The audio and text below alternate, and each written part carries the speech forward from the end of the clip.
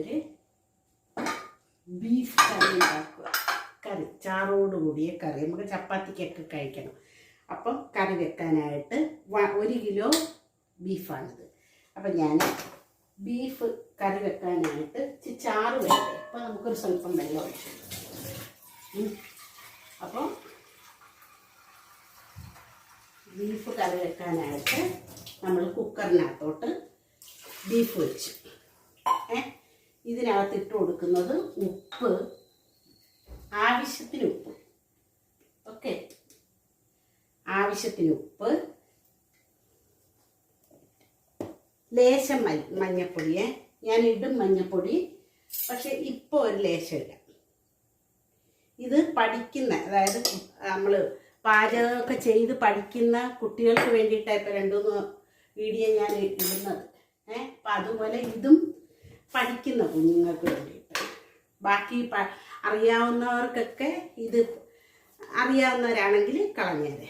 Okay, അപ്പം ഇതിനകത്ത് ഒരല്പം മസാലപ്പൊടിയും കൂടെ ഇട്ട് കൊടുക്കുന്നുണ്ട്. ഓക്കെ, അപ്പം ഇത് ആദ്യം വേകട്ടെ.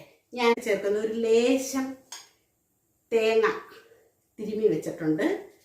പിന്നെ മുളക്, മല്ലി, മഞ്ഞൾ ഞാൻ കാണിച്ചു തരാം ഇടാൻ നേരം.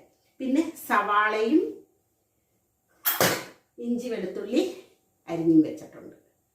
ഓക്കെ, അപ്പം ഇതൊക്കെയാണ് ഞാൻ ചെയ്ത് വെച്ചിട്ടുള്ള സംഭവങ്ങൾ. ആദ്യം ഈ കുക്കറിനകത്ത് നമുക്കിതൊന്ന് അടച്ചു വെച്ച് വേവിക്കാം. ഉപ്പിട്ട് അതുകൊണ്ട് ഞാനതിനെ ഒന്ന് ഇളക്കട്ടെ. ഉപ്പിട്ടിട്ട് നമ്മൾ ഇളക്കണ്ടേ, അതുകൊണ്ട് ഒന്ന് ഇളക്കി വെക്കാം. ഇളക്കി വെച്ച് എല്ലായിടും ഒന്ന് പിടിക്കട്ടെ. നല്ല ബീഫാണെന്ന് തോന്നുന്നു. 1 കിലോയാണ്. ഒരു ലേശം എല്ലും ഒക്കെ ഇട്ടിട്ടുണ്ട്. എല്ല് ഇട്ട് വേവിക്കുന്നതാണെങ്കിൽ നല്ല രുചിയായിരിക്കും ആ ബീഫിന്. അപ്പോൾ ഇതൊന്ന് വേവാൻ വെച്ചിട്ടുണ്ട്. ബാക്കി ഞാൻ കാണിച്ചു തരാം. അടുത്ത സ്റ്റെപ്പ്, ഞാൻ ഇരുമ്പേട്ടി അടുപ്പി വെച്ചിട്ടുണ്ട്. ഇത് നമ്മുടെ വഴട്ടാനുള്ള സാധനങ്ങൾ വഴട്ടാൻ വേണ്ടിയിട്ട്. ഓക്കെ, ചട്ടി ചൂടാകുമ്പോൾ നമുക്ക് നമ്മുടെ ചട്ടി ചൂടായിട്ടുണ്ട്. എണ്ണ ഒഴിച്ചു കൊടുക്കാം. വെളിച്ചെണ്ണ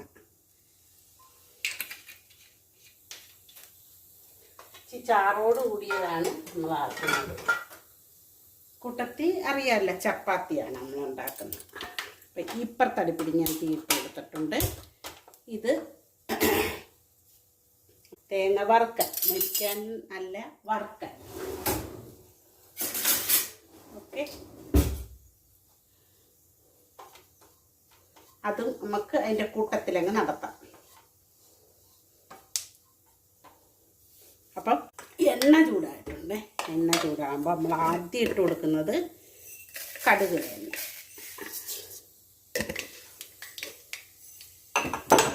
പഠിക്കാനുള്ള കുഞ്ഞുങ്ങൾ, പാചകം പഠിക്കാനുള്ള കുഞ്ഞുങ്ങൾ വന്നോളും.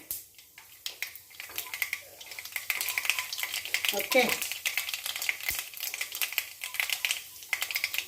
നമ്മുടെ ബീഫ് ഞാൻ വേവിച്ച് വെച്ചിട്ടുണ്ട്.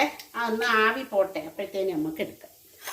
ഇഞ്ചി വെളുത്തുള്ളി വലിയ, ഈ വെളുത്തുള്ളി ചെറിയ അല്ലികളാണ്, അത് അതേപോലെ ഇട്ട് ഞാൻ.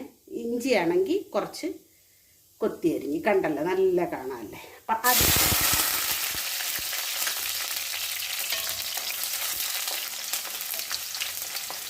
ഇതൊരൽപ്പം ഒന്ന് ഇതിൻ്റെ പച്ചമണം മാറുമ്പോൾ നമുക്ക് സവാള ഇട്ട് കൊടുക്കാം. ഒന്ന് പച്ചമണം മാറിയിട്ടുണ്ട്, നമുക്ക് സവാള ഇട്ട് കൊടുക്കാം.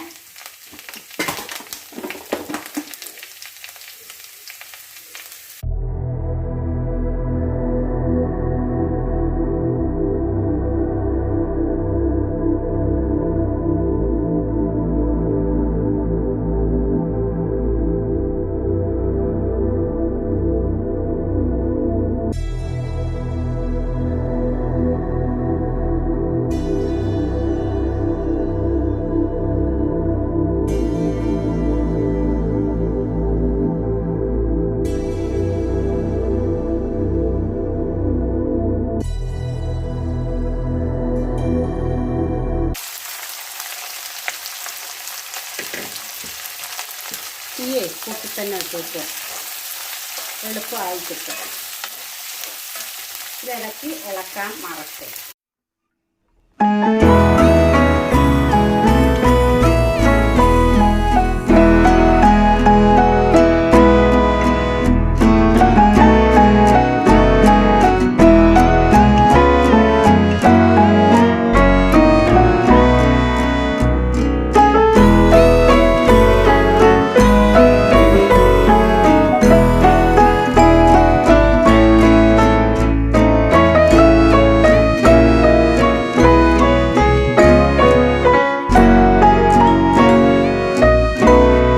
തേങ്ങ പൊട്ടിക്കുമ്പോൾ 2 പൂളുകൾ കിട്ടുമല്ലേ, ഇതിൻ്റെയും പകുതി മതി.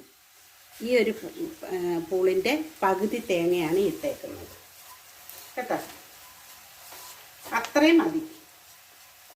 തേങ്ങ ഏകദേശം മൂത്തിട്ടുണ്ട്, അങ്ങനെ തന്നെ വെക്കണം. ഇല്ല, തണുത്തിട്ട് നമുക്ക് വേറെ കാര്യം ചെയ്യാം. അപ്പം ഇത് എരി നമ്മളിവിടെ എരി കുറവെടുക്കുന്നതാണ്. നിങ്ങൾ എരി എത്ര ആണോ നിങ്ങൾ സാധാരണ ചിക്കനോ അല്ലെങ്കിൽ ബീഫൊക്കെ വെക്കാൻ എരി എടുക്കുന്നത് അത്രയും. നമ്മളിവിടെ 1 കിലോ ബീഫിന് ഒരു 4 സവാള, ഇടത്തരം സവാള 4 എണ്ണം, പിന്നെ ഇഞ്ചി വെളുത്തുള്ളി നിങ്ങളെ ഞാൻ കാണിച്ചു തന്നു. ഈ സവാള സ്ക്വയർ പീസസ് ആയിട്ടാണ് കട്ട് ചെയ്തത്, അത് ഇത്രയും കാണിച്ചു തന്നു. അപ്പം ഇനിയുള്ള ബാക്കിയുള്ള മസാല ഐറ്റംസ് എന്തൊക്കെയാണ് ചേർക്കുന്നതെന്ന് പറഞ്ഞുതരാം. ഇതാ കുമിച്ച്, ഈ സ്പൂണിന് കുമിച്ച് 2 കുമിച്ചെന്ന് പറഞ്ഞാൽ അങ്ങ് പൊക്കത്തിൽ ഫുള്ളാക്കി 2 സ്പൂൺ മല്ലിപ്പൊടി. ഓക്കെ, 2 സ്പൂൺ മല്ലിപ്പൊടി. ഇതേ സ്പൂണിന് തന്നെ കുമിച്ച് 1 സ്പൂൺ മുളക് പൊടി. ഒരു 1.25 ആയാൽ കുഴപ്പമില്ല, എരി കൂടത്തില്ല. ഇത് നമ്മുടെ കാശ്മീരിയാണ്. ഓക്കെ, ഇനി ഒരല്പം നമ്മളിത് മഞ്ഞൾപ്പൊടി ചേർത്താണ് ഇത് വേവിക്കാൻ വെച്ചത്. അപ്പോൾ ഒരു 1/4 സ്പൂൺ മഞ്ഞൾപ്പൊടി. അപ്പോൾ ചേർത്ത കാര്യം കണ്ടല്ലേ, ഈ സ്പൂണിന് കുമിച്ച് 2 സ്പൂൺ മല്ലിപ്പൊടി, 1.25 സ്പൂൺ മുളക് പൊടി കണ്ട. എന്നിട്ട് അതിൻ്റെ പച്ചമണം മാറുന്നവരെ നന്നായിട്ട് ഇളക്കുക. സിമ്മിലിട്ട് വേണം ആ സമയത്ത് ഇളക്കേണ്ടുന്നത്. പിന്നെ എനിക്കൊരു റിക്വസ്റ്റ് വന്നു, പുട്ട് നനയ്ക്കുന്ന ഒന്ന് കാണിച്ചു തരണേന്ന്. അപ്പം ഞാൻ ഒരു വീഡിയോയിൽ പുട്ട് നനയ്ക്കുന്നതും പുട്ടുണ്ടാക്കുന്നതും കാണിച്ചു തരും. ഓക്കെ, പഠിക്കുന്ന കൊച്ചുങ്ങൾക്കാണ് അതൊക്കെ. പാചകം അങ്ങനെയൊക്കെ ഇട്ട് പഠിച്ചു വരുന്ന കൊച്ചുങ്ങളാണ് അങ്ങനെ ചോദിക്കുന്നത്. പുട്ടിന് നനയ്ക്കുന്നത്. അപ്പോൾ നമ്മൾക്കത് ഒരു ദിവസം എന്തായാലും ഞാനത് കാണിക്കും കേട്ടോ. തക്കാളി ഇട്ട് കൊടുക്കാം.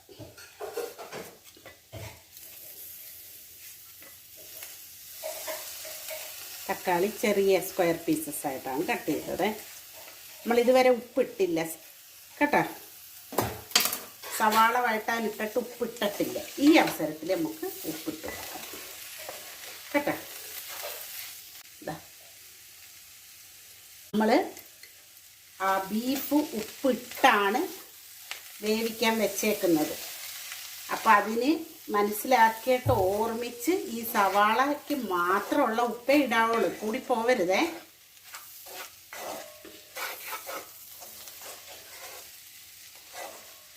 ഒരു കിലോ ബീഫാണ്. ആ 1 കിലോ ബീഫിനാണ് നമ്മൾ ഇത്രയും ഇൻഗ്രീഡിയൻസ് എടുത്തേക്കുന്നത്.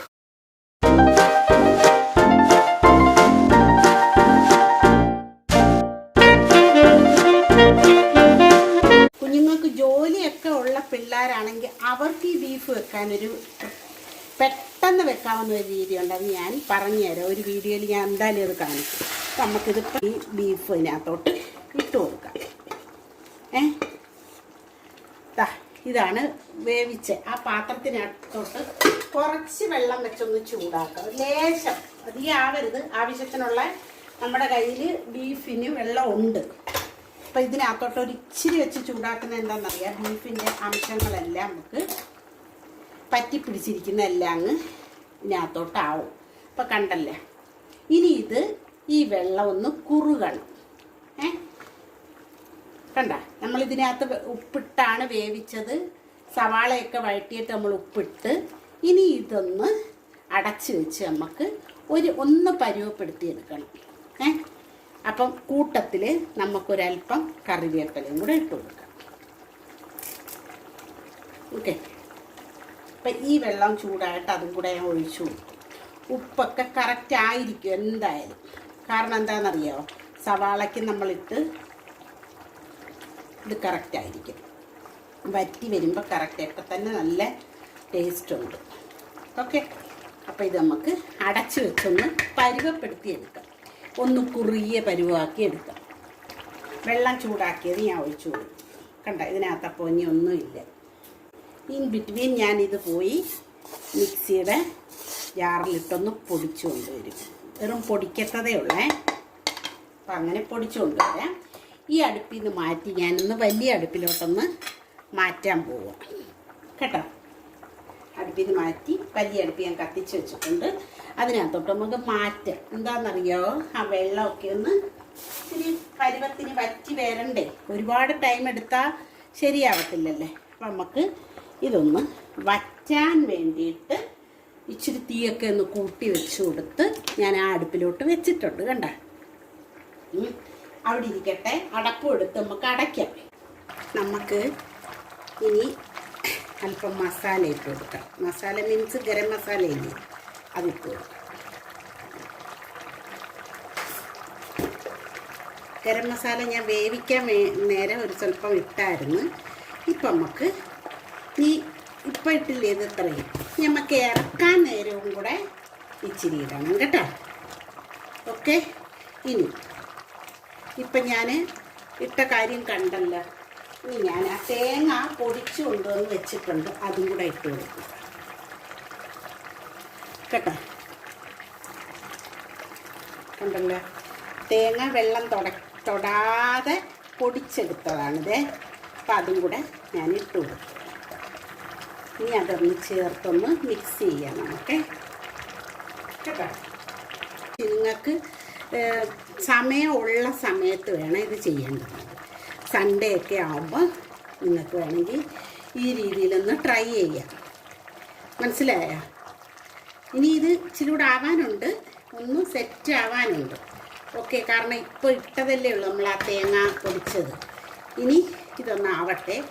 ഒരു ലേശത്തിന് നമുക്ക് കുരുമുളക് പൊടിയും കൂടെ ചേർക്കാം. അപ്പം എല്ലാം എങ്ങനെയൊക്കെയാണ് ചേർത്തതെന്ന് നിങ്ങൾ കണ്ടിട്ടുണ്ടാവും. അപ്പം വളരെ ശ്രദ്ധിച്ച് ഈ വീഡിയോ എടുത്ത് 1-2 പ്രാവശ്യം കണ്ടിട്ട് വേണം നമ്മൾ ഉണ്ടാക്കാൻ തുടങ്ങേണ്ടത് കേട്ടോ. അമ്മമാർക്കും അമ്മമ്മമാർക്കും ഒക്കെ അറിയാവുന്നതായിരിക്കും. പക്ഷേ നിങ്ങൾ പഠിക്കുന്നവർക്ക് ഇതൊരു നല്ല ഓപ്ഷനാണ്. നല്ലൊരു കറി ഉണ്ടാക്കി നിങ്ങൾക്ക് ആൾക്കാർക്ക് സെർവ് ചെയ്യാൻ പറ്റും. ഓക്കെ, നോക്കാം നമുക്ക്.